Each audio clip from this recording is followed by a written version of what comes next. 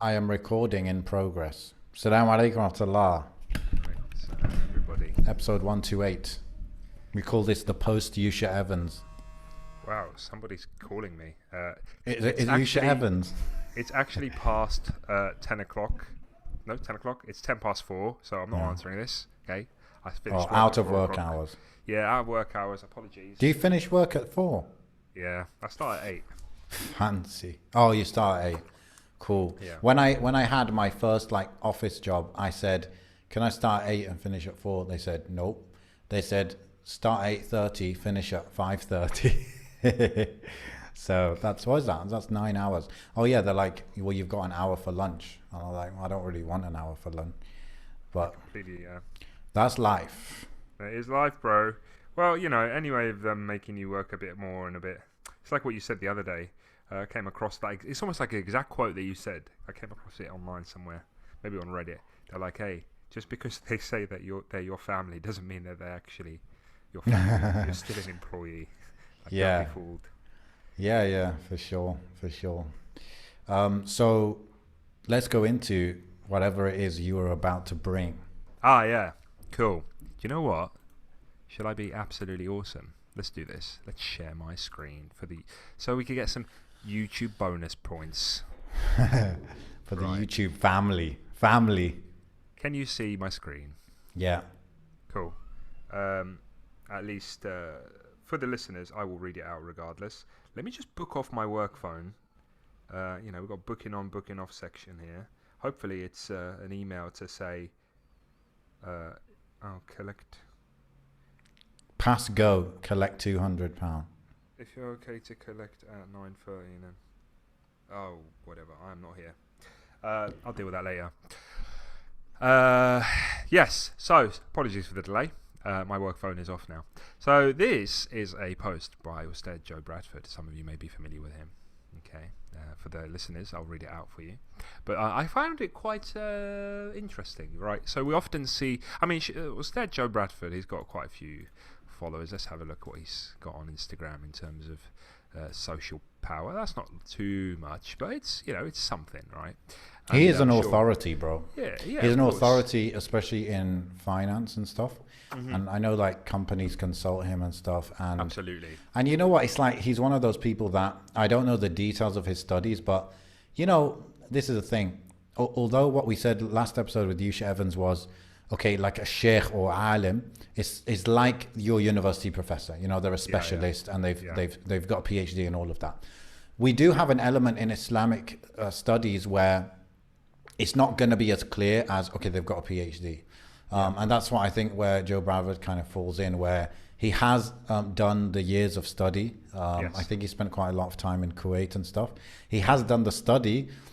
He does have the grey hairs, but you just don't know the exact details. And maybe you wouldn't even understand the details if you if you knew it, I think on his website, which I won't bother going into now, but it does detail where he studied. I think the University of Medina was one of them. I'm pretty sure because I had to look that up a few times. But what's interesting, what I wanted to highlight, is that we spoke about with Yusha last episode, and I think even the episode before, we spoke about this idea of fame and shuyukh and fame and knowledge and how the masses treat people like that, correct?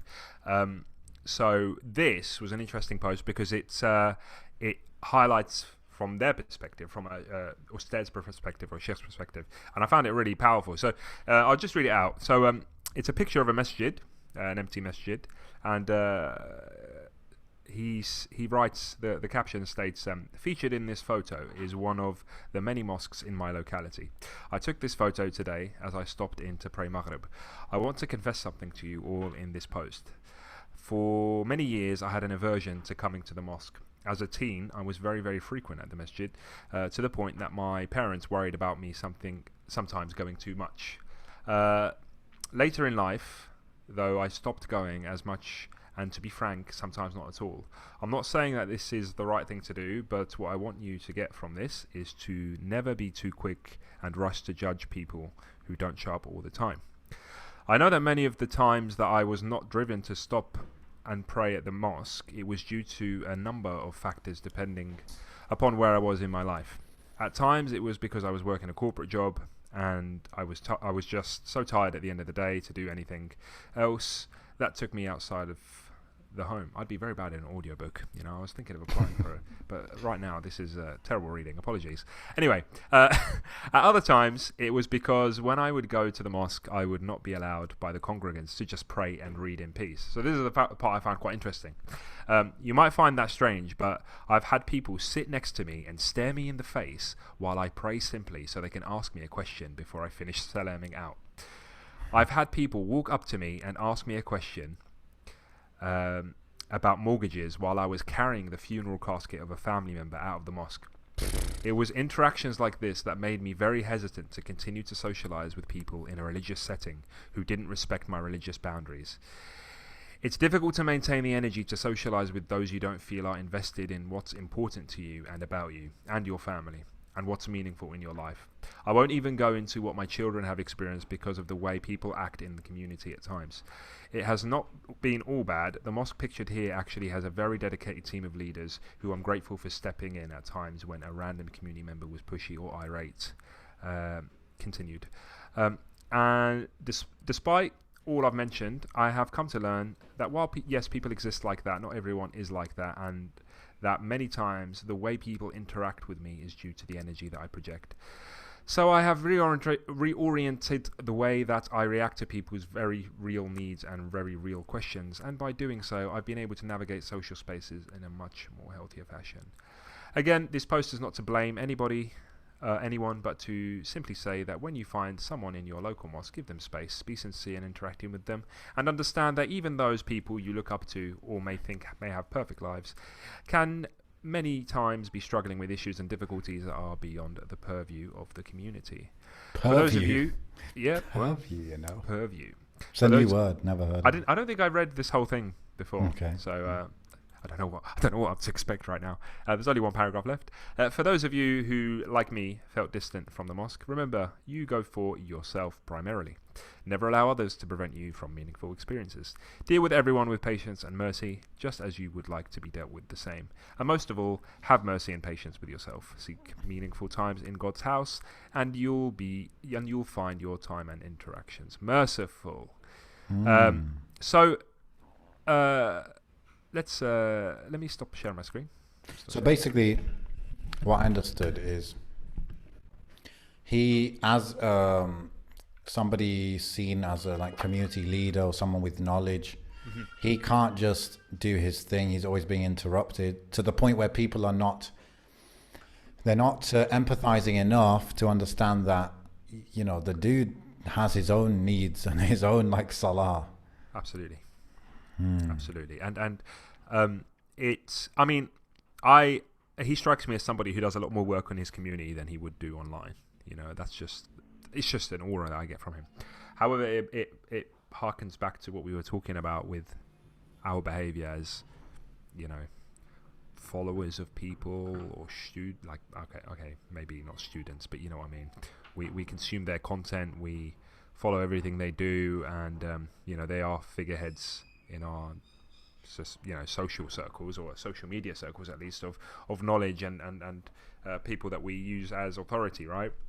And there's pitfalls about that. Like we spoke about with Sheikhs, we spoke about how boxing yourself into a corner, boxing yourself into this particular sort of idea or what people expect of you, and it's kind of showing here from his perspective that you're just always ready to answer questions, and you're always available, and you always must be available, right? To the point where private spaces are no longer respected. Like the thought of me trying to pray salah and someone just sitting there, just watching me, attentively waiting for me.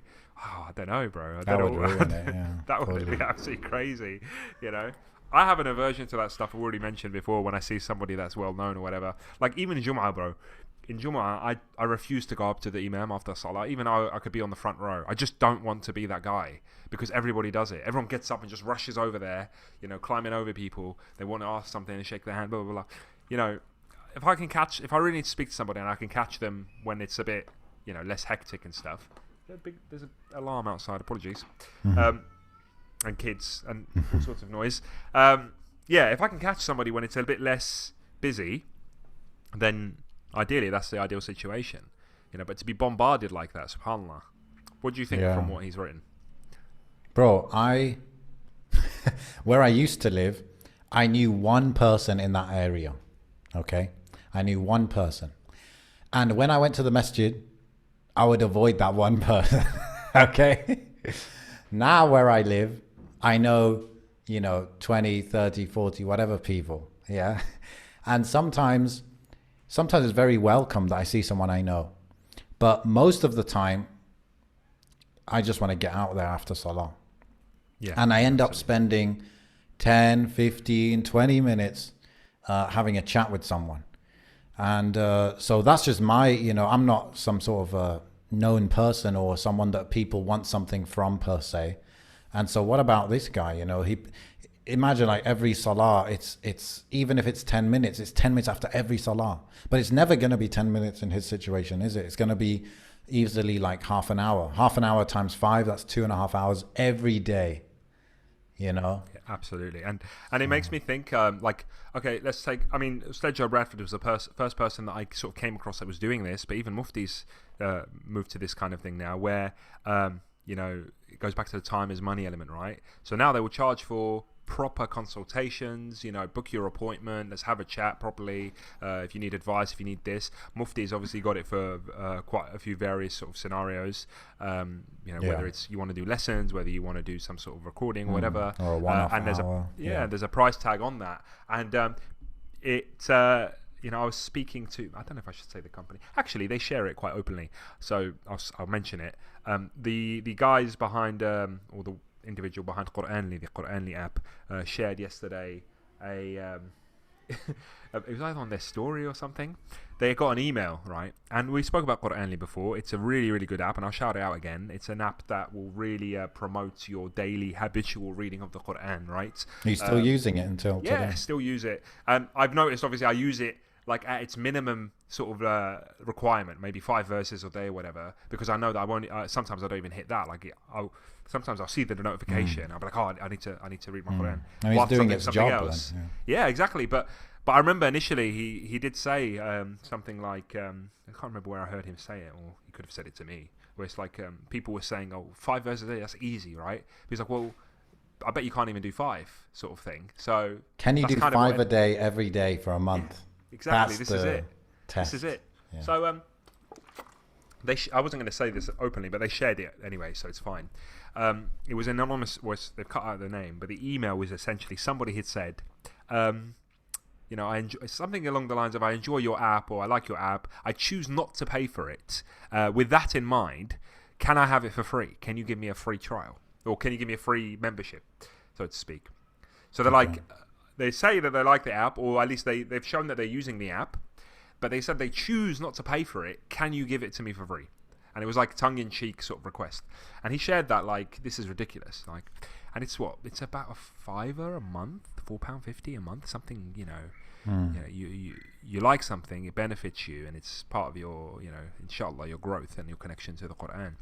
And anything with a price tag on it is like a no-no. And this is what I was trying to harken back to, like when it came to booking time slots with these shuyukh or these people, where it becomes a serious thing. Here, if you're serious about your question, instead of disturbing me in my private time or disturbing me in my free time, here you can book a thing and make it worth my while, I guess, at the same time, isn't it?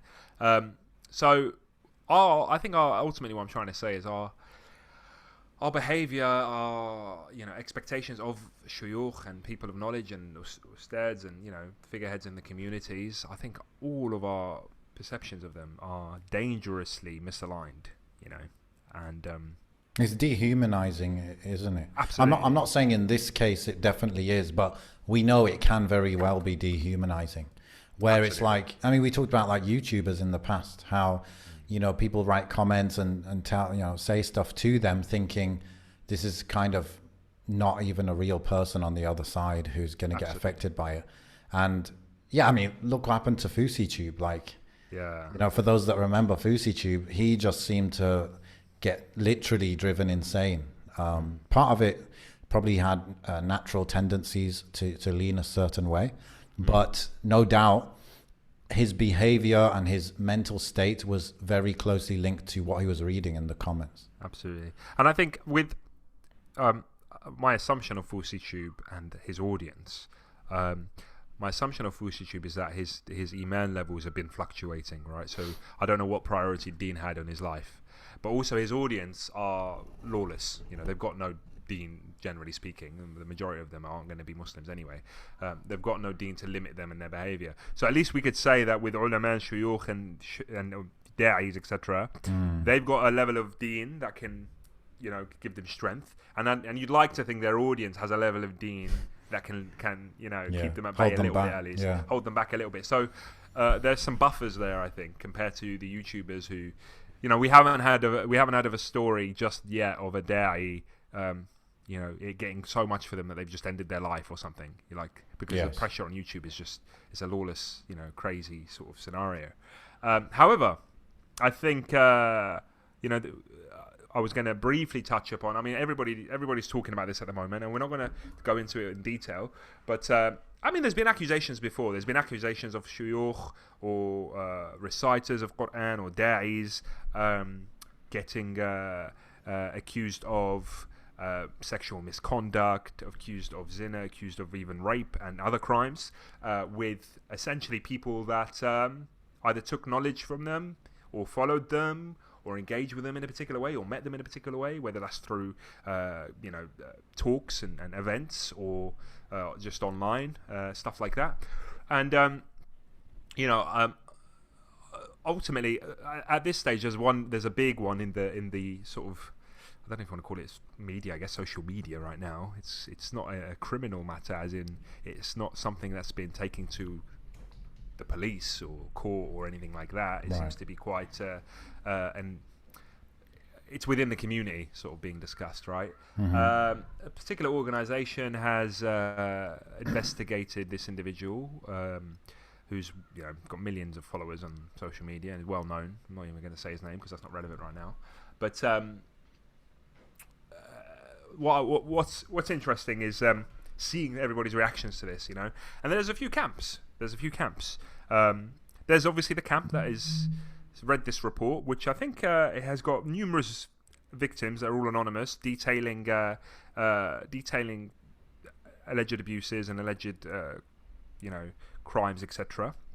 And they range from like sexual assault to rape to drugging people, etc. And this is somebody who is regarded as a very high figure in the community, at least especially in the online space.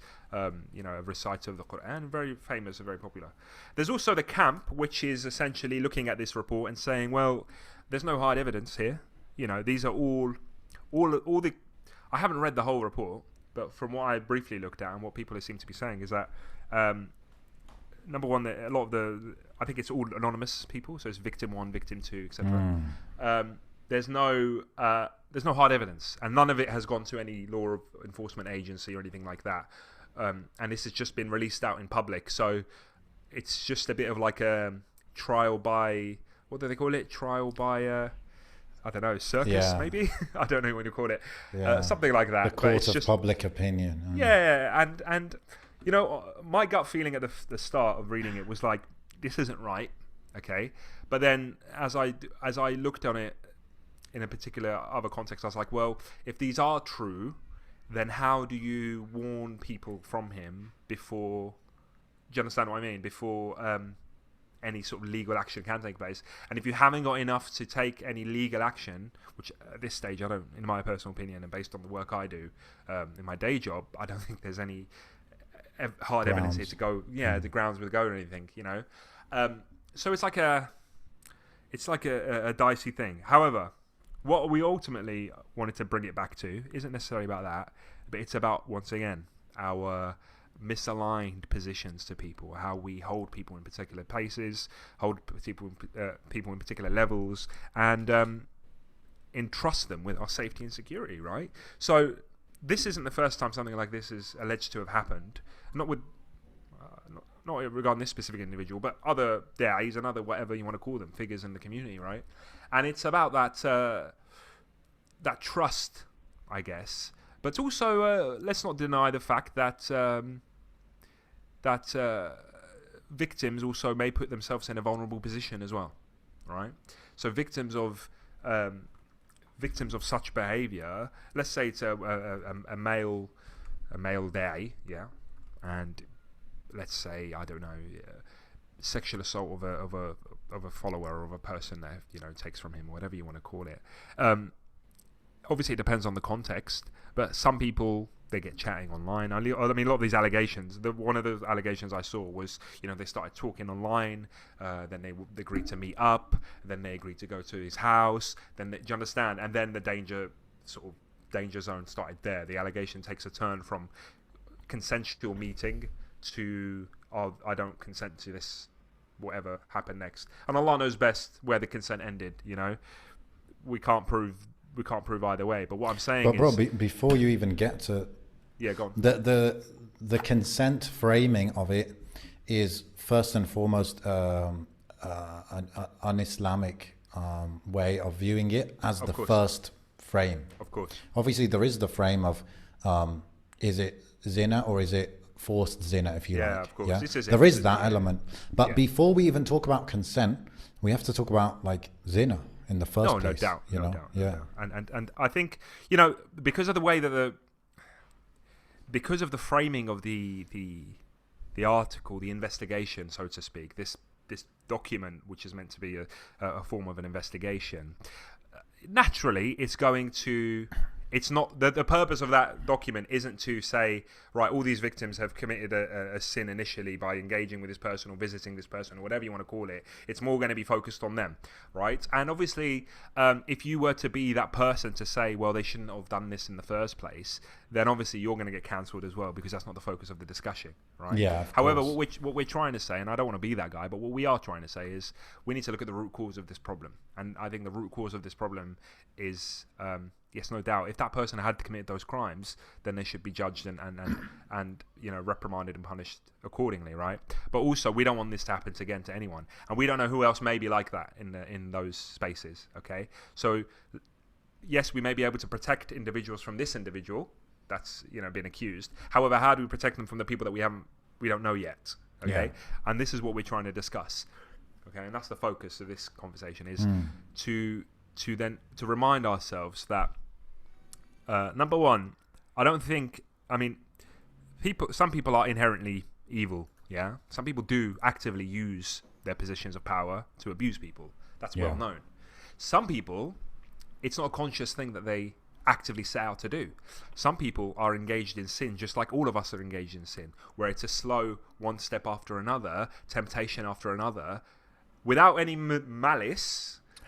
May fall into mistakes, and then fall into abuse, and then fall into, you know, and that's what you would chaos. Assume, right? Yes, and that's that is the most of the time going to be the case. Of course, because, you know, it's very hard to imagine that somebody who speaks deen, then actively, you know, it's actively a hypocrite, actively trying to abuse people. That's a big step, yeah. We have to balance this assuming the good of somebody, and, you know, and one sort of thought experiment I've always had in my mind is, like, think in your head the nicest sheikh, nicest da'i that you can in your head, and, you know, don't name names. Then just think if they got exposed for a particular sin. It's not a sin to do with anyone else. It's not a sin that they've abused anybody. But let's say, hypothetically, you smoke cigarettes. Yeah, I mean, maybe that's too. I think cigarettes is too weak. I think it's got to be something like, you know, I don't want to go as far as zina. Smoke weed. Maybe, although that would be quite laughable, wouldn't it? It's got to be something, you know. I don't know what it could be. You got me imagining all kinds of things here. Yeah, but I know it's a bad thought experiment, but it just makes me think.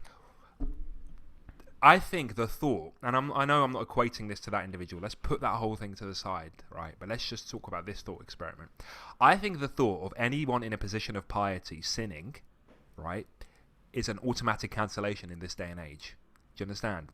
So, like, every sheikh who does a talk says, you know, we sin, I sin, you sin, right? Yeah. And they always say that, okay? But then if you were to actively find out of a particular sin they did, Yeah. I think we as a community are so detached from the reality that they're human beings that if we were to actively imagine them doing a sin, we would automatically cancel them. You can't take knowledge from this person anymore, even if it wasn't something they did openly. Okay. Yeah. So How do you see that, bro? Like, okay, somebody you follow. Yes. Are you not following them? Okay, I think there are three elements to like why we take from certain people, we learn from people. Yes. One is they're good at speaking and teaching. One is that they have knowledge, and one is that they are pious.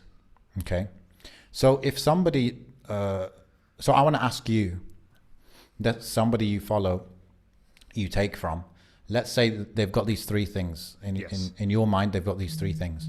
If they kind of, you know, the piety element drops a little bit because you find out something that they do.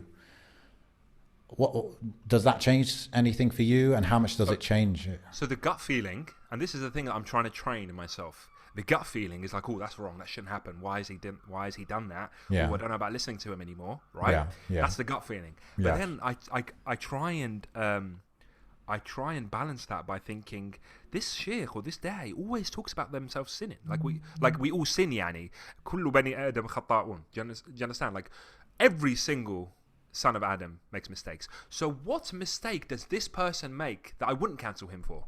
You understand? What sin does this person make? Because he must sin. He's a human being. Yeah. Every sheikh that you see, every da'i that you see, every scholar, no matter how big or small, there are sins that they commit.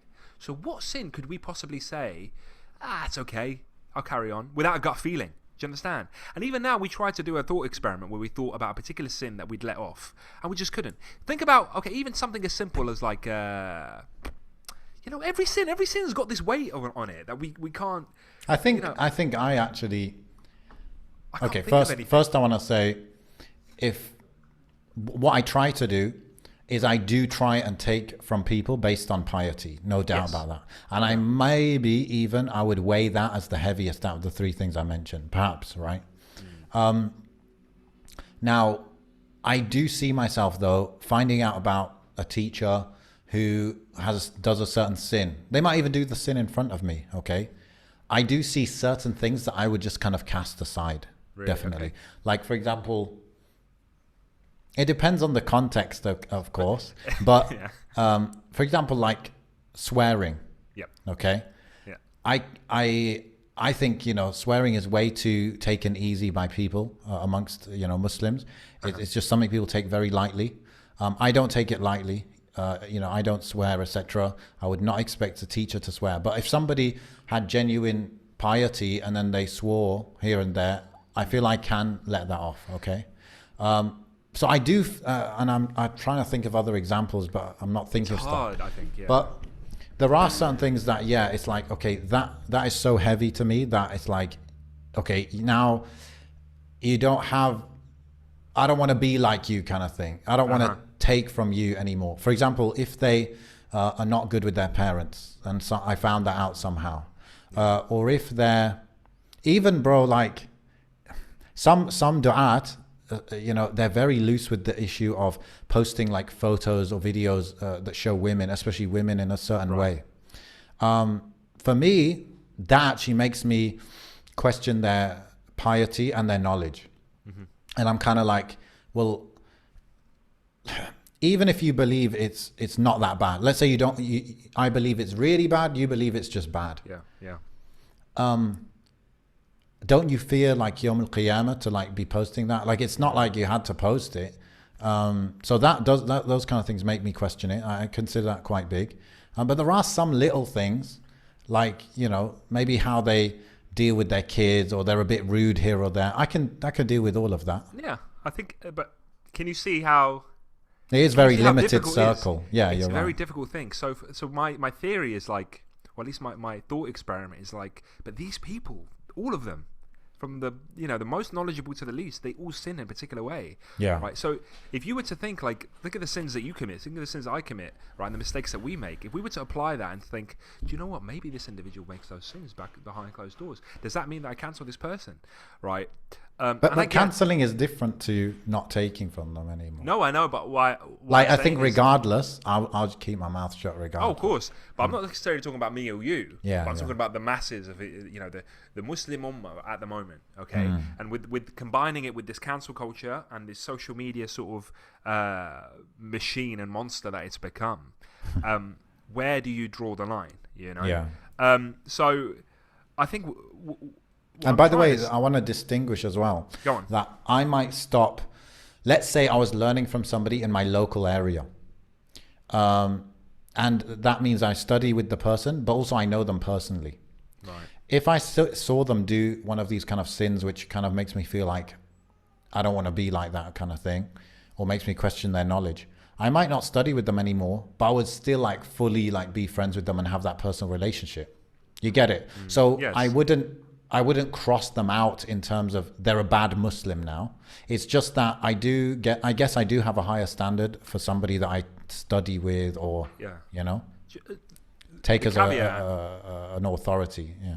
The caveat I forgot to mention was that I'm not talking about people an open sin, like somebody sinning openly. That's a completely different, I think, situation. Yeah. I'm talking about somehow, perchance, through some circumstance, it's something private. Yeah. They didn't want to be revealed, and they don't condone or encourage, but it's just come out, and everyone has that. Everyone has those sins. Everybody's got something that they fall into by mistake, once, twice, whatever it is, that they don't want coming out, and maybe Allah always. I mean, Allah shields so many of us from being exposed, right? But the hypothetical thing is what I'm trying to surround myself with. It's something is. Sometimes you go on social media, and the example you gave about like posting, with women in the background or whatever.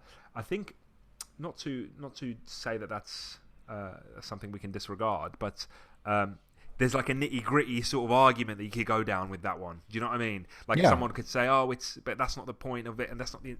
Anyway, you could go down that rabbit hole of. This is just my personal feeling I'm talking about. Yeah, of course. Similarly, possibly, you could even push it with the swearing thing. Like, is it, colloquially, is that a swear word? Like, do you understand? Unless it's something, downright well known. But swearing is also one of those ones which it can go. But, imagining somebody sinning, and like, think about the sins that we all know as sins, that I might not fall into, but I know people that do, whether it's alcohol, whether it's smoking, I guess, whether it's there was this one time at a masjid, which in an undisclosed location, there's a gentleman that gives adhan all the time, right? And then one day I was just driving around, and I saw him at a bus stop smoking a cigarette, and that just I was like, oh, that's how. Do you know what I mean? I was like, how can you do that? But then I was like, what am I talking about? Like, what am I talking about? Like, it's crazy. Yeah. I'm trying to, we built, this is what I'm doing. It's like a self-reflection of our expectations of other people. It's just crazy, absolutely crazy. And instead of us shielding our brothers and actually allowing that to humble us and allowing that to be like, well, we need to watch ourselves, may Allah not expose us. We need to focus on ourselves. We've entrusted certain expectations of the deen to people online, and obviously that's always been done, not just online but in person, community leaders, etc., but fail to humanize them, fail to realize that these people have faults and difficulties and struggles and make mistakes actively, not just I'm going to say it in a lecture and you have to imagine it or just brush past the fact that I've said that. No, when the sheikh or whether the da'i says, we need to do this, we need to fear Allah, we need to change, we need to improve, we need to think, yes, this person's just like me, like they make mistakes like me. Let me imagine some mistakes they might make so I can humanize them a bit more instead of holding them up into, I mean, that's what people did to Isa alayhi salam. They held him up to such a rank that they made him the son of God, not realizing that he uses the toilet and he sleeps at night and he has dreams. And do you understand? Like, walks in the market. Absolutely. Yeah. I think what the reason for this is, bro. It's very clear in my head. It's what we're talking about in the last episode with Yusha Evans, where people have never sat down with these people and got to know them on a personal level. Absolutely. Yeah. That's why. Definitely. And the traditional way of studying is to sit with people and maybe even go to their house or they go to your house, invite them for dinner, sit in more intimate settings, sit with them one-on-one, and you get to know, you only need to do that with one person for you to then be able to apply that understanding to all other teachers or whatever. You know what I mean? It's because that I've like been to the house of teachers, right? I've been to their house. I've seen how they act. I've seen how they joke around. I've seen how they eat. I've seen how they make mistakes. I've seen all this stuff. Yeah. So how can I then dehumanize the guy who I've never sat with? Because I know they're all people, and I know I've got the flavor. But if somebody has never sat with them, then yeah, they would see them as an abstract thing, you know. So the solution is, again, less of the internet-based contextless teaching and more local in-person, not even teaching, but tarbiyah. Because you know, teaching in person becomes a two element thing. You've got the element of the knowledge and you've got the element of the tarbiyah. And I remember, like, maybe it's just because I'm looking out for this stuff, but I remember when I attended some of Sheikh Akram Nadwi's seminars, I kind of pay attention to what he does when he's not teaching, you know. So I noticed, for example, he's very slim. I noticed that when it's the lunch break, he just eats raw vegetables. That's very few, and just raw vegetables and fruits. Everyone's going to get biryani, and he's just sitting there on his own quietly, just eating vegetables. I remember he's eating like raw broccoli and stuff. Yeah, I'm like, okay, this guy, but that's why he's thin. You know, that's why he can teach like 12 hours a day. He's got the energy, mashallah. You know, I then it's time for salah. We go and we pray. How does he pray? How does he stand when he prays? Yeah, he's got a very kind of humble kind of thing, you know. I mean, it's very Indian, mashallah, but it's also, you could say, it's his humility in salah. So these are the, and how did I see that? It's because I was with him in person. Absolutely. I was with him in person. Also, you know, after the lesson, often you get the chance to sit and ask a question or whatever, right? And now it's not one sheikh with, you know, 50 students. It's one sheikh with maybe 1-2 people sitting there asking, right? One guy is asking, one guy is waiting for his turn to ask. In those settings as well, they may act a little bit different. They may crack a joke, or they may be very serious, or they just may be different. These are all the scenarios where you can learn what you're able to humanize the person. You know what I mean? And you can learn from them how they seek forgiveness, how they recover from a mistake they've made. You know, you might see somebody make a mistake or make a, you know, something like that. Let's say the swearing example, like a da'i, a sheikh or whatever swears, you know, out of anger, whatever. Straight away, how do they recover from that? You know, do they make istighfar straight away? Yeah. Is there a good deed that they do immediately after that they try and recover from that? That's more valuable to me because I can relate to that, because I sin too, and I make mistakes too, and I want to learn how to recover from that quickly. You know, what can I do straight away? It's one thing when a da'i says, or a sheikh says on a lecture online, you know, always follow up a good deed with a bad deed with a good deed, right? But it's something else seeing them actually do it. You need to see the mistake being made first to learn from them actively like that. For sure, yeah. But or like, I'll give you some more examples because I think it could be useful for people. Like, I remember I was praying in the same masjid as Sheikh Haytham, and he was just there praying his sunnah, and you see how long he spends in sujood, like very long time in sujood. Again, where would you see that on a YouTube lecture? You see the speak, you see the talk in the lecture, you don't see the actions. You see Sheikh Haytham, he's spending a long time in sujood. Then you see him taking his time with the adhkar. How does he do his adhkar? Does he do it out loud? Does he sit and just do it to himself? Does he look on the floor? Does he look around while he's doing it? How does he do it? You know, then you go and you ask him a question, you see how he cracks jokes, this and that, you know. Even when we did Hajj, you know, sometimes you see people that you know, like some famous people at Hajj. I remember I saw Sheikh Haytham at Hajj, I saw Ali Hamouda, Sheikh Ali Hamouda. I saw a few people at Hajj. You see how they act like at Hajj, you know, what they're doing, how they're spending their time. Do you go and see them doing tawaf like every single day? What are they doing? You know what I mean? That's another thing. I've even experienced this on like lower levels. Not, you know, with, I mean, I'm a reasonably well-connected individual in terms of, like, there's a few people that I'm close friends with, and they have a large following online, or they might be da'is or whatever it is, and I may have known them before all of that came, or at least when they were approaching that. But I see them, you know, I sit with them, I eat with them, I drink with them. They don't have to be shuyukh or whatever, but then I'm out with them or something, and someone comes up to us, and it's like, you know, the demeanor and the, oh, you know what I mean, like trying to be really respectful and everything. But then straight away I'm like hit with that kind of thing, like, oh, he probably sees this individual as super perfect, right? And I'm not saying my friends are bad. I'm not saying that, but I see them in their natural habitat. You know, it reminded me of what Yusha was saying about not being invited to the barbecue, right? Yeah. Sure, he's a laugh at the barbecue, you know, and it's that aura that we give off, and we have to humanize it. It's similar with this whole discussion reminded me. Not to throw the marriage tagline in the title, but some people are interested. But like when you get married, you know, when you're about to get married to someone and you see this individual, you know, mashallah, very good individual, and you know, this is going to make a perfect wife, or he's going to make a perfect husband, right? But then you have to actively think, this person sins too. What sins do they do that I'm soon going to find out about, or maybe and easily I have to be revealed okay to me? with. Yeah. And I have to. It's not necessarily the okay a bit, but I have to be accepting that they're going to make mistakes, you know. Yeah. And it reminds me of those like stages of grief, right? I don't know what the stages are, but I remember a few of them. It's like one of them is like anger, one of them is denial, and then one of them at the end is going to be like acceptance, right? So think about it. Some people get super angry when they hear that some sheikh has made a mistake or sinned or whatever. Some people might just accept it. You know, they might be like, well, listen. Some people denial, like, no way, this could never happen. This shit must have been a doctored image. Oh, this screenshot is fake. Do you know what I mean? Like stuff like that. And there's some people that are going to accept, well, this person sins just like, you know, that sin that sheikh or that da'i is making there.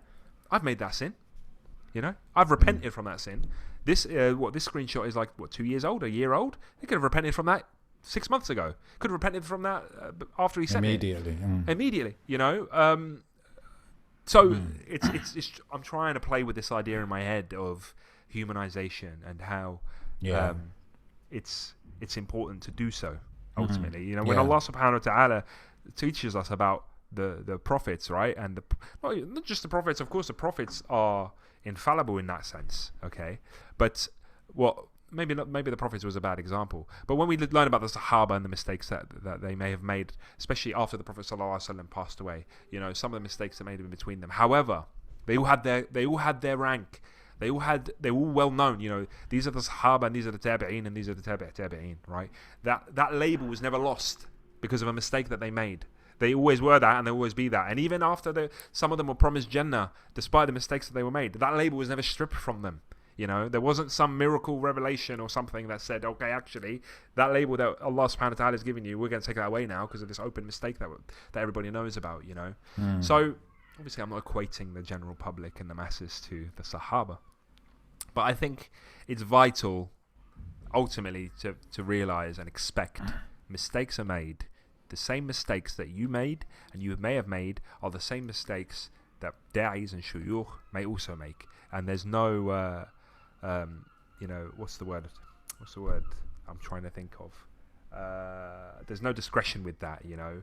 There's everybody's capable of committing the same sins, whether it's a mistake, whether it's even maliciously, bro. Sometimes maliciously things can happen. Wallahu a'lam. You'd like to think, their level of iman would. Yeah, I mean, we wouldn't be taking knowledge from someone if we thought that they're our exact same level of piety and knowledge. We wouldn't be doing that. Right. At the same time, bro, think about yourself. I mean, okay, I'm going to put this to you as another thought experiment.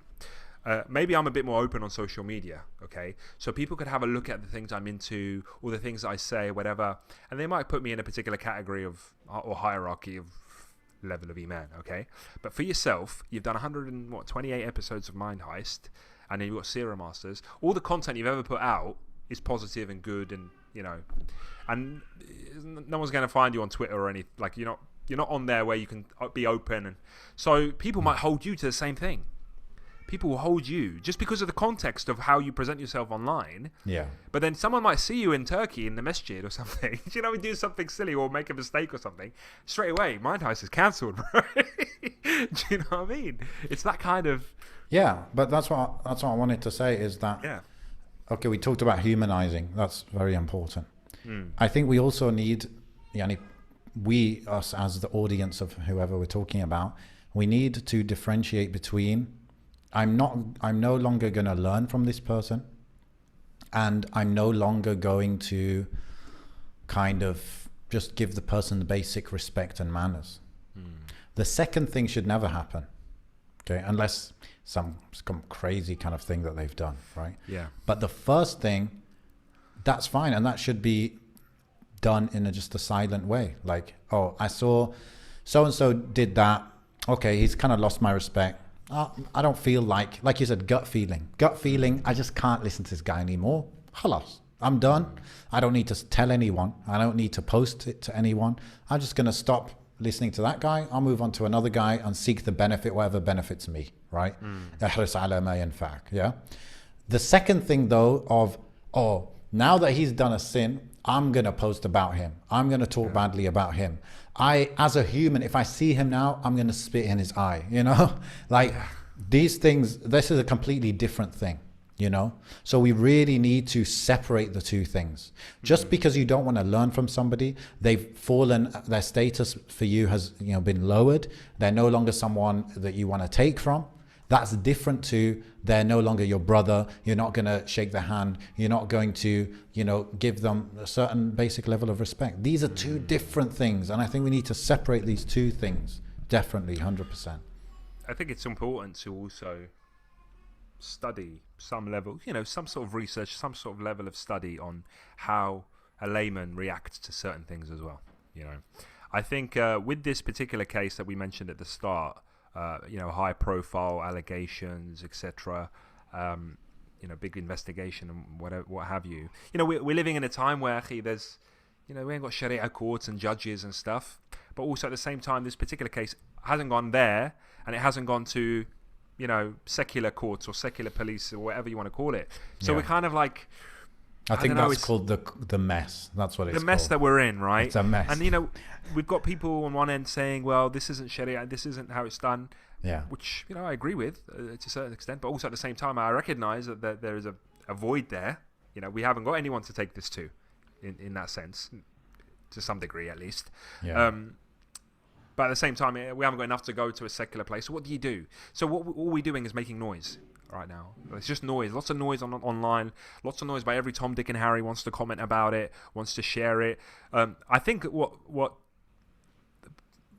pressured me to speak about this, not pressured, but I was messaged because I followed this individual. So I was messaged privately on Instagram, and somebody was basically saying, it was almost like they were saying, because you follow this individual, it's your obligation now to free yourself from him or something along those lines, right?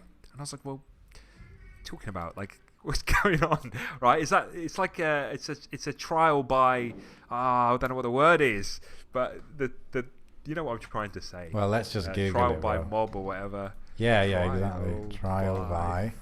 Is it fire? Trial by mob? No, that's a movie. Trial by. Oh, forget it. Forget it.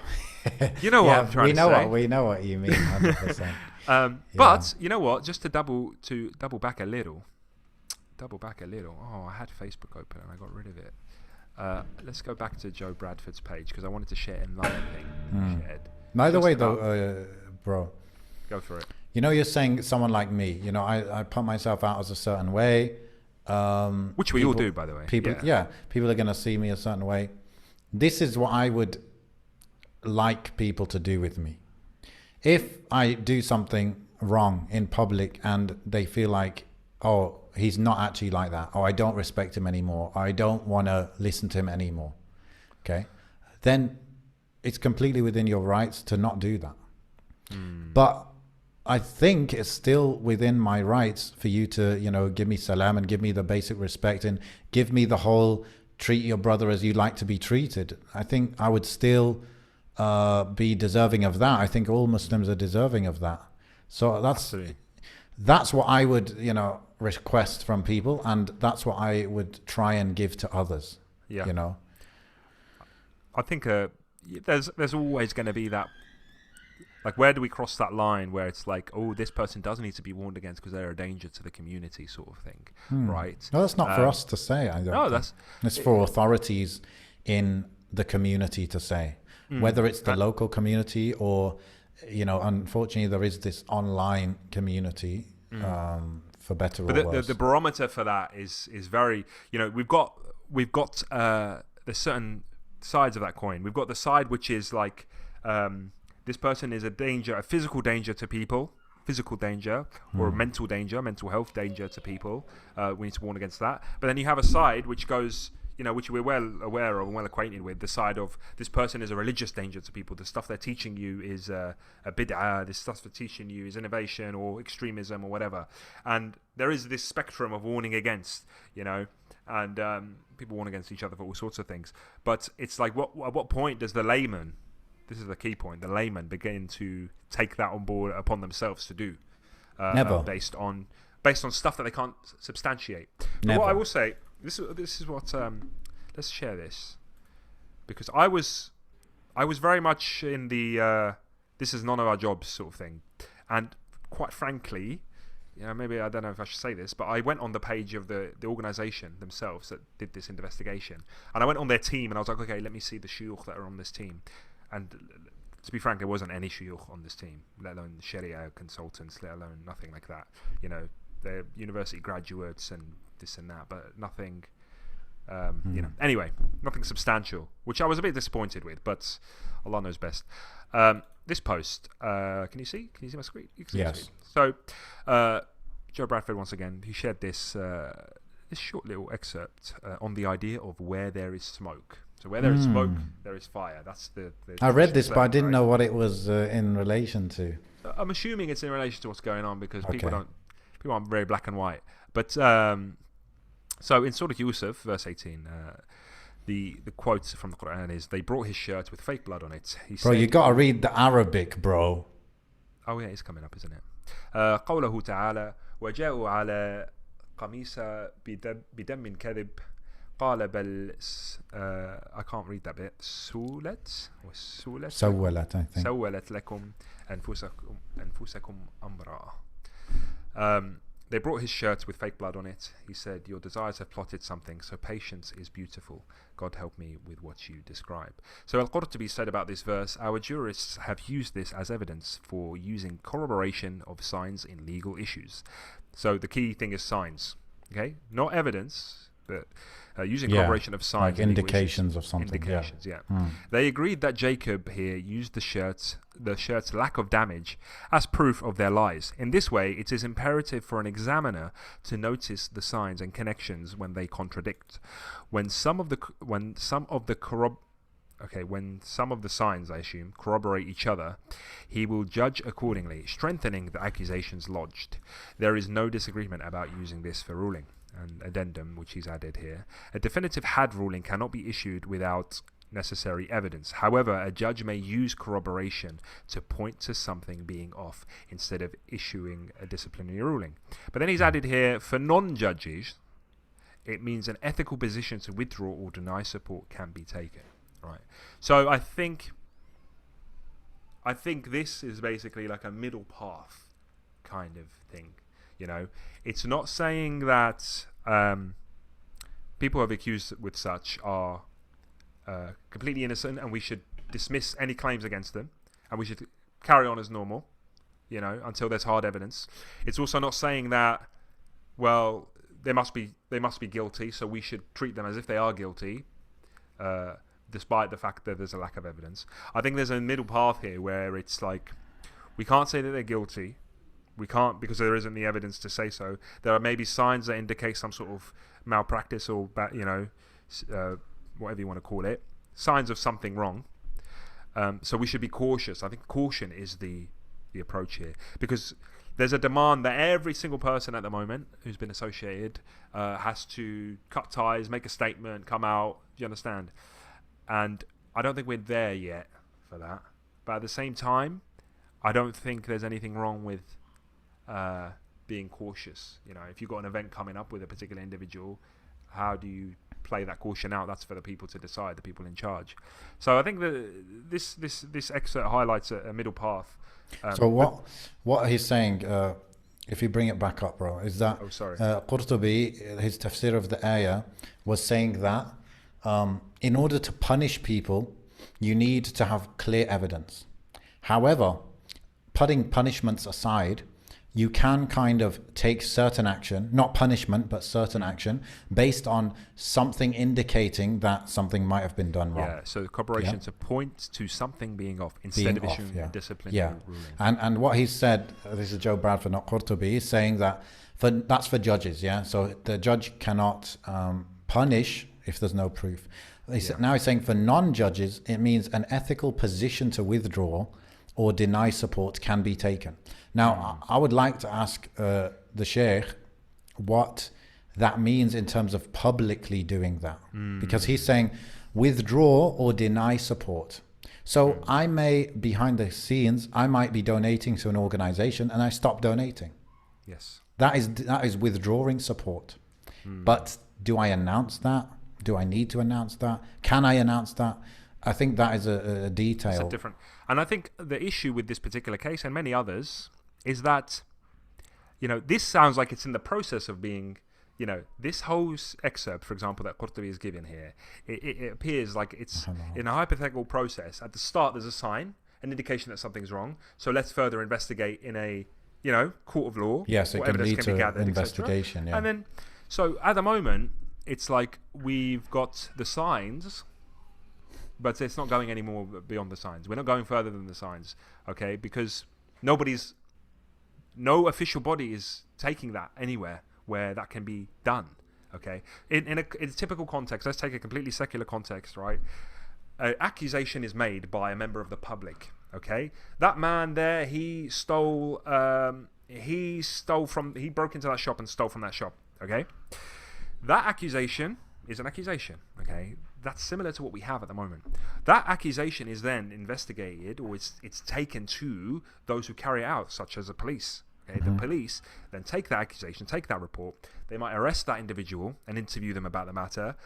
Part of that as well is they gather evidence, so they go search that person or search that person's address for any evidence linking them to that crime or that allegation. Okay. After all of that evidence is taken, let's say, okay, they found the stuff. Let's say they found a box of Mars bars from the shop. Okay, they found it in their house. That's not it. It doesn't just go boom. Okay, you're in prison now. That's not how it works.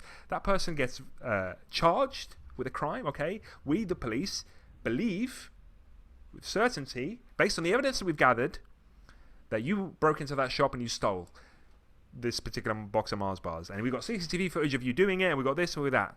Right? That then goes to court.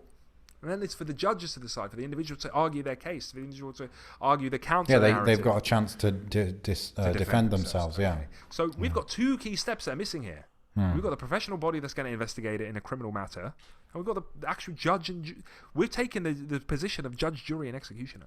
Right? Yeah. And on this social media space of and it's dangerous. And the difference between stealing Mars bars from a shop and what's happened here is that the guy stealing Mars bars from a shop, how many people know him or know of him? Like maybe 200 people. So there are 200 possible people that could accuse him of something, right? Let's say. But the famous person has tens or hundreds of thousands who could accuse of something. Yes.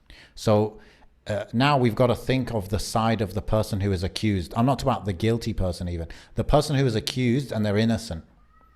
If we're going to now withdraw support publicly, based on a sign and not evidence, what is that going to do for that person? And because of the world we live in, where hundreds of thousands of people could know of somebody, and it's so easy to publicly make an accusation, and the word of mouth of that accusation can spread to millions in a matter of days or weeks, it's become very unbalanced in favor of the mob versus the person who's now been accused. Because the person who's accused, they're still the same today as they were 100 years ago. But the mob's power, if you like, or the person accusing or the people accusing, their power has kind of grown exponentially because it's so much easier to accuse them very publicly and kind of ruin their life if possible, And it's very, look, I could tweet about you right now. Like it's one tweet, bro. I could say, right, I've had enough. Right, Amin did X, Y, Z. I'm gonna say it. Yeah, I'm gonna say it. Right, and I just want to watch the world burn. Yeah, that's all I am, and I'm an anonymous account, bro. I'm just an egg. Yeah, that's all I am. I'm an egg on Twitter, and someone picks that up. Yeah. You know, and then someone takes that to someone else, someone takes that to someone else. And we don't verify anything we see on the internet. Let's be real. Let's be 100% honest to ourselves. We don't verify anything. Bro, I don't even verify what's in my book. I'm joking. When these examples come up, like I've had it, bro. Some, for example, my wife might come to me and goes, "Oh, did you hear about so-and-so online?" Blah, blah, blah. And I'm like, "Oh, what happened?" Be like, "Oh, I don't know, but they said this. Oh, that's awful." Yeah. But I do the same thing. I might say the same thing about someone else. It's very heavily leaning in against the favor of the accused, isn't it? Yeah. And I know we're a generation. Let's be real. We're a generation where fake news. I don't think it existed as much as it does now.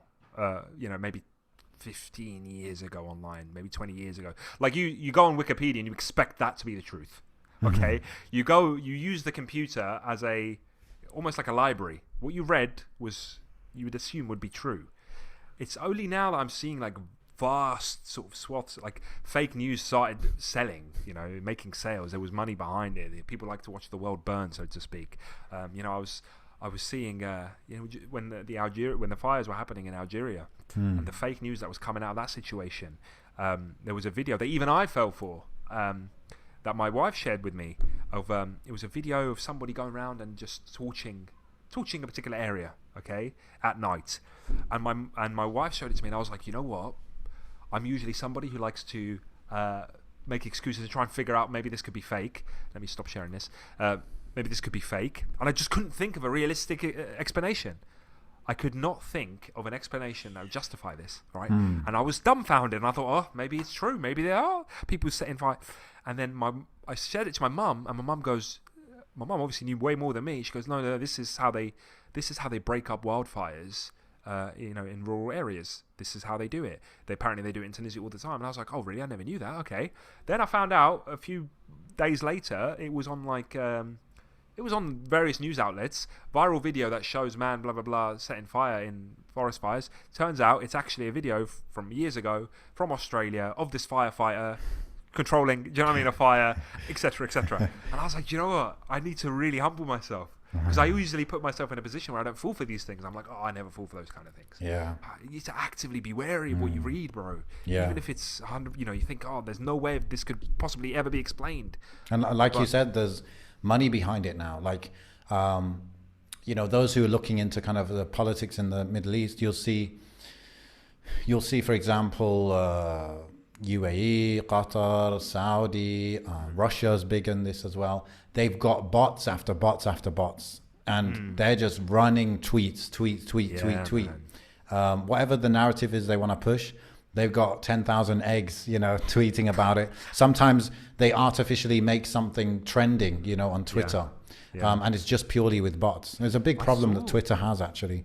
I saw a documentary about this, especially when it came to Saudi. I think it was on Amazon. But yeah, there was actually all these young people that they hired. Israel's big on it as well, yeah. Yeah. I think the technology kind of started from there. But think about it, like anything that you could put yourself in a hypothetical position of a head of state, and then think, oh, it'd be a really good idea if I hired loads of people to do this particular thing and absolutely dismantle this particular system or whatever it is. If you can think of it, I'm sure loads of other people can. I'm sure governments can, We always think of these hypothetical situations, or maybe this whole thing could be like a scheme to dismantle the Muslims or dismantle the cohesion between Muslims and keep them fighting. If I can think about it in my bedroom, I'm sure governments that pay, with workers and employees that are paid thousands of pounds can think about it too, and then probably deploy it. I mean, what do you think the US did in Iraq? They want to mobilize, for example, the Kurds against the government, so they can use social media for that. Yeah. Or I think I read that they are doing this, or they intended to do this, is to mobilize certain ethnic groups in Iran against the government. So they, in order to avoid them getting involved directly, they just cause mischief online to cause discord. And I've been, I remember being a recipient of, just to bring this back down to the ground level, being a recipient of just straight up slander online. We've even had it on mine, we've got the anonymous thing on mine. I remember somebody going on our thing and just talking just making these wild accusations about me being. This is even way before even the Black Lives Matter. Oh, I remember that. Yeah, just like calling me a racist and all this other stuff. And They're like, his history is known. Yeah, and I was like, what are you talking about? Like, honestly, like, tell me what you're talking about, because I'd love to know. But stuff like that, bro. Stuff like that. Like, I remember a couple of days ago doing it, where if you go on Twitter, you can search obviously your username and then a keyword, right? And I was trying to find a tweet about something I tweeted a while ago, but then it took me down a rabbit hole of like, oh, I wonder what other tweets I've said with this keyword. But then I came across something of somebody just harassing me online with these wild accusations that were absolutely baseless. Like zero, like absolutely baseless. And I was like, some people just want to watch the world burn. And someone could see that and see me ignore that and think, oh, it must be true because he hasn't addressed it. You know. And then where do we go from there? And that's just me, you know, humble old me. Imagine someone else. Now, just to caveat this whole discussion, right? Because I think I have to, because some people just listen. They might take a little bit and then think they might take your clip, bro. Yeah, they might take my clip. Listen, we're not. Watch what you clip. We are not denying that there are people in positions of influence and power and whatever in all levels of the Muslim ummah, right? From the social media influencers to the da'is to the shuyukh to whatever. We're not denying that there's a proponency, then there's a legitimate capability of individuals to commit crimes such as this, to take advantage of people, of their popularity, take advantage of people's trust in them, and whether that's a completely one-sided thing, yani a completely malicious, this person has completely duped this victim, or and let's not deny it, or it's a two-way street up to a certain point. You know, it's a two-way street up to a certain point where sins have been committed together, whether that's zina or whatever, or like we said before, it's, you know, completely like this person's raped this individual, this person's completely sold them dreams of marriage and whatever, and taken advantage of them and whatever, right? And rightfully so in this stage, in this day and age, you know, when we haven't got proof and we haven't got evidence at this stage, you know, let's say this person, for example, then we must reflect on our own personal responsibilities, what we can do to protect ourselves, what we can do to minimize further harm, right? And it goes back to what we started this whole discussion with, which is humanize these individuals, not just in a positive way, humanize them in a negative way. Know that they are capable of sin. Know that they are capable. I remember coming across a video of Tim Humble. It was a 3-year-old video, but it came up on my home recommended page. It was Tim Humble and Abu Taymiyyah. It must have been to do with, they were addressing some sort of da'i or something that back then was exposed for some sort of zina or some, whatever you want to call it. I don't know who they were referencing in the video, but they were so disgusted that they said that they had to make a video about it, right? It's a 3-year-old video, but Tim Humble says on that, he says, you know, everybody has to have a set standard, right? All these people in the da'wah scene, they have to have a bar. One of the bars is like, I don't privately message women, right? If a woman messages me, I'm not going to reply, right? If I have to deal with a woman's issue, you know, like they've got a legitimate question or query, there has to be someone else. If I have to meet a sister in the masjid or whatever, there has to be someone else. She has to come with a mahram. Like all these checks and balances, way before they get in a position where they can themselves be vulnerable to committing a sin or making a mistake, all right? All these checks and balances. And equally for the people, us as individuals, we need to put checks and balances for ourselves, okay?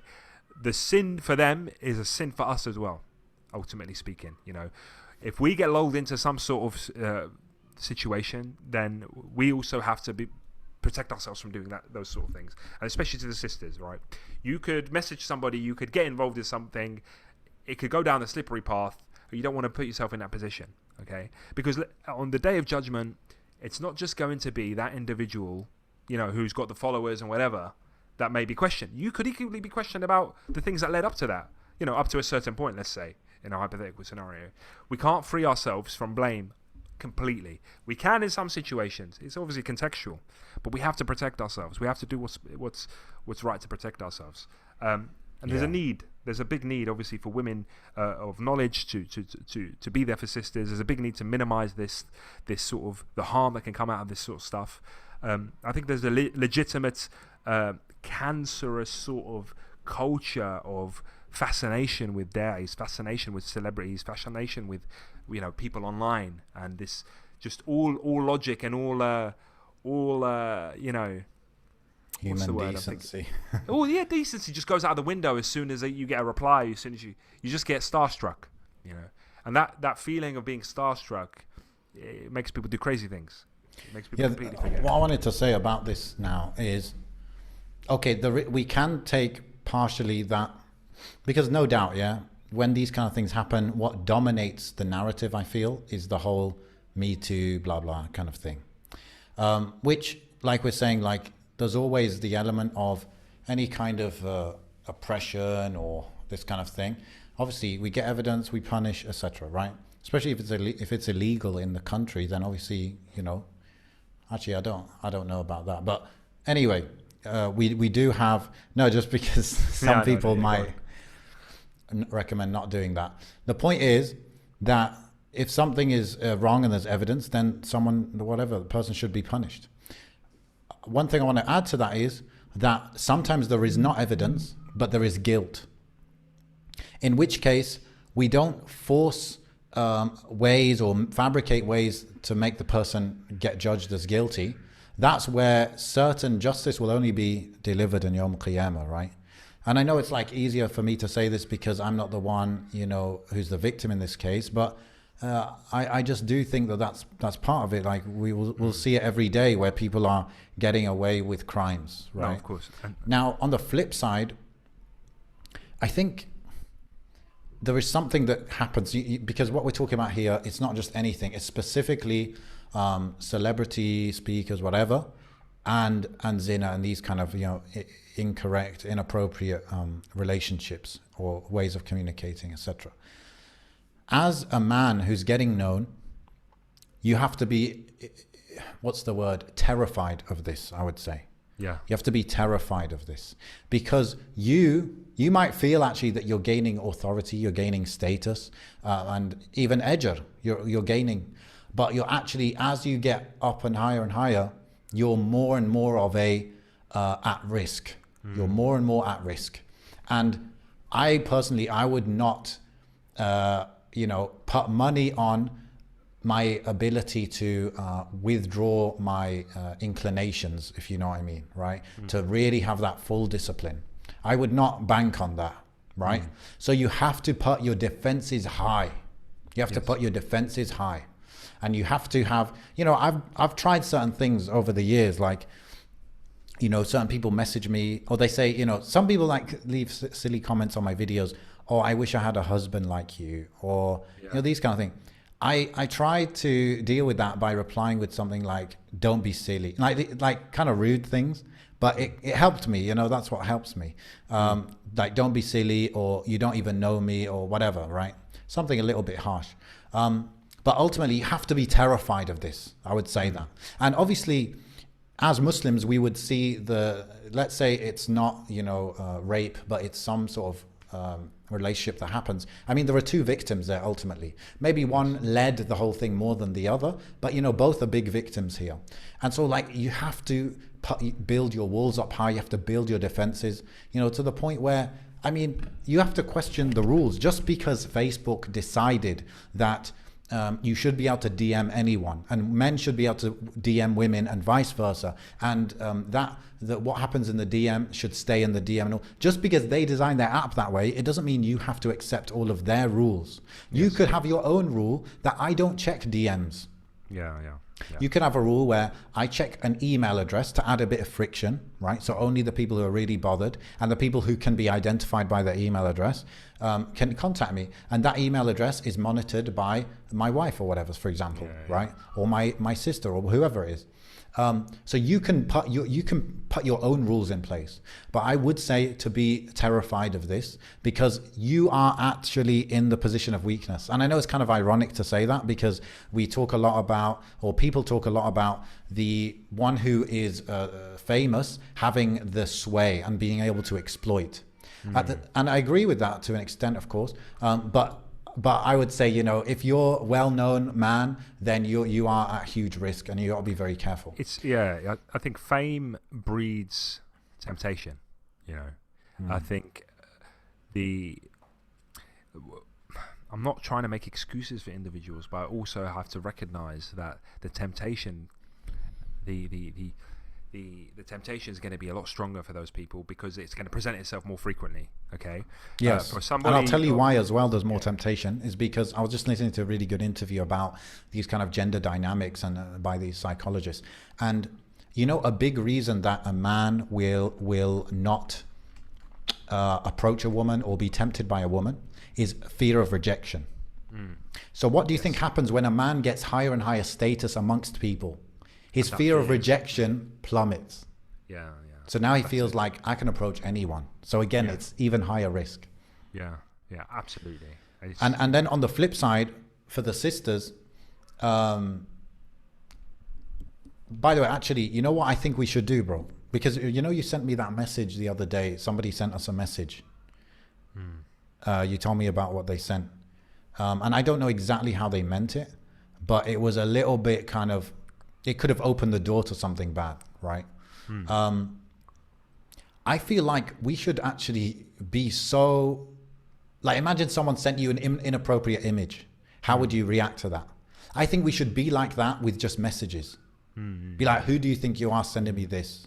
Like, because maybe the sisters, this is the other thing I wanted to say, is that naturally, who's going to be the most desirable man for a woman? It's going to be someone, a man with status, someone who has, especially if the sister's like enthusiastic about Islam, it's going to be someone who seems pious, somebody who has status, maybe they're well known, so that increases their status, someone who speaks well. Okay, all these things are very attractive, right?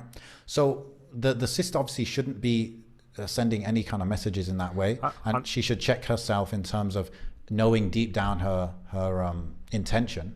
But also we have to understand that this is like literally the most attractive guy, you know, amongst many.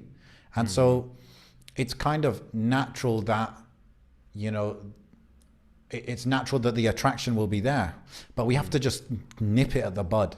And the men can do that by having these high walls.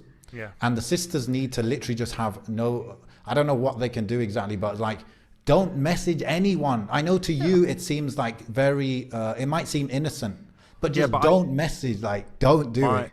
And I think, you know, we do lull yourself into our corner where we think, I think there's a part of sisters some sisters at least, that is very aware of that, you know. I think they also get lulled into it, and they also fall victim to themselves, okay, their own desires, okay, because there's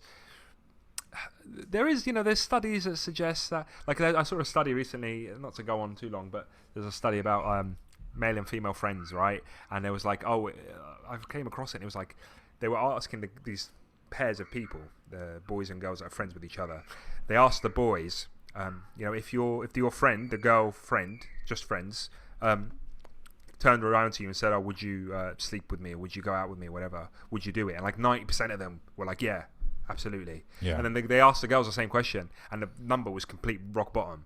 Like it was like 1% or something silly. Like there's something where they just don't clock.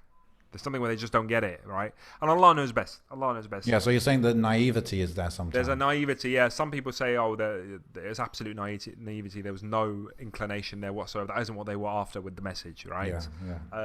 But that's what I'm saying. That's why I'm saying, because you're naive, just have a rule that you just won't message. Yeah, absolutely. I think the beautiful thing about, like, you know, Mind Heist or with other people that have try and manage their social media spaces is the partnership, the group thing, the focus. There's a project to be done here, right? It's similar to what Ustad Tim Humble was talking about. He's like, well, you know, our social media is a team thing. Yeah, it might have my name on it, but it's a team managed thing. You know, and I know the same with Mind Heist. I think I'm on it, my wife's on it. I don't know if you're on it and your wife might be on it, but there's a few people logged into it, right? Same thing with my Instagram, same thing with all my stuff. Like, we share, because of this, it's the checks and balances. We put them in there because, you know, I say what I mean, and I mean what I say, but at the same time, we all make mistakes. You know what I mean? So we've got to put these checks and balances in, and that's what I advise. And, you know, it's nice to have a project that you do online where your ego doesn't get in the way and your ego doesn't get inflated. You know, all the time and effort and energy we put into Mind Heist is because we're putting it into Mind Heist. We're not putting that time, effort, and energy into ourselves. A projectless self, you know. Social media is all about the individual. with a lot of people. It's like, this is a photo of me doing this, and this is a photo of me doing that. I haven't got a project or a business or something that I'm trying to grow here by doing this. I'm just posting pictures of myself, and it's all about me. So of course the attention is all directed to you, and the energy is all directed to you. So you've got no barriers there to stop any sort of attention, because actually that is what you're doing. Is you're just, all you're asking for is attention, you know, with a lot of people. However, you know, when it comes to social media, you need to have a purpose. You need to go on that. You need to use social media with a purpose. You need to say, okay, I'm on social media because I want to consume this particular content from these particular people, or I'm on social media because I want to keep in touch with all my male friends or all my female friends, if you're a female, obviously.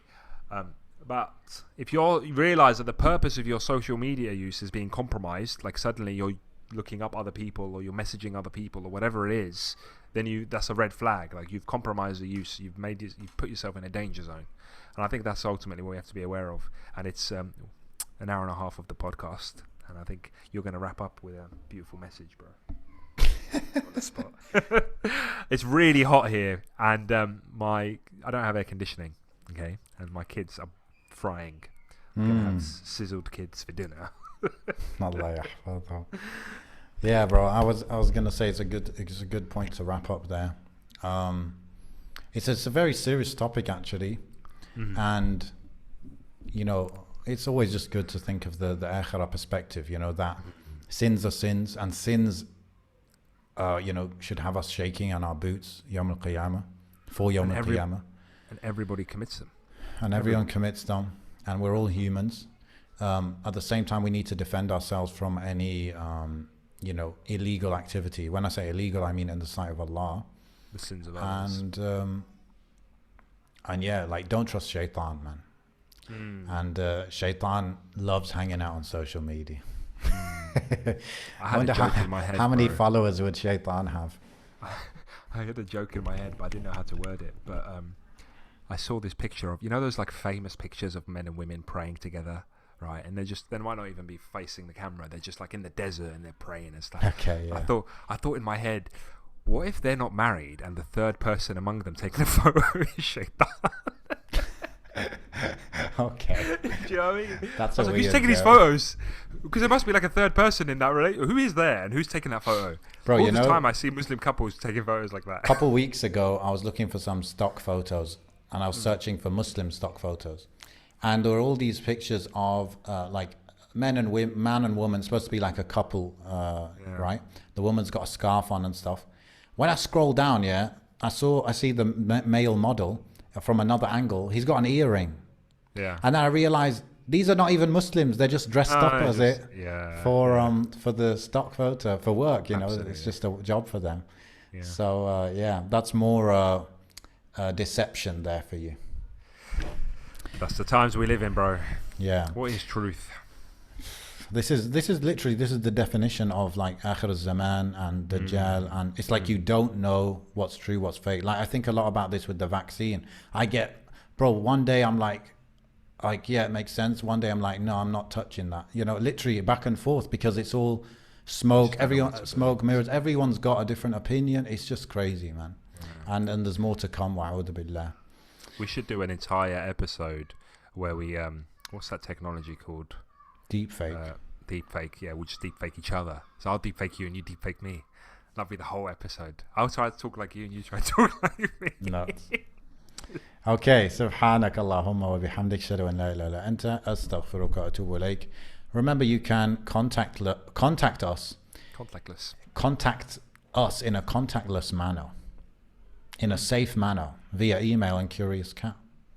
So go to mindheistpodcast.com to do that. If you'd like to comment on anything we said or didn't say, to question us and anything like that, to suggest guests, feel free to like email us and like CC in the guest, and then we'll see what we can do if it's a good fit and stuff, or just suggest people, etc.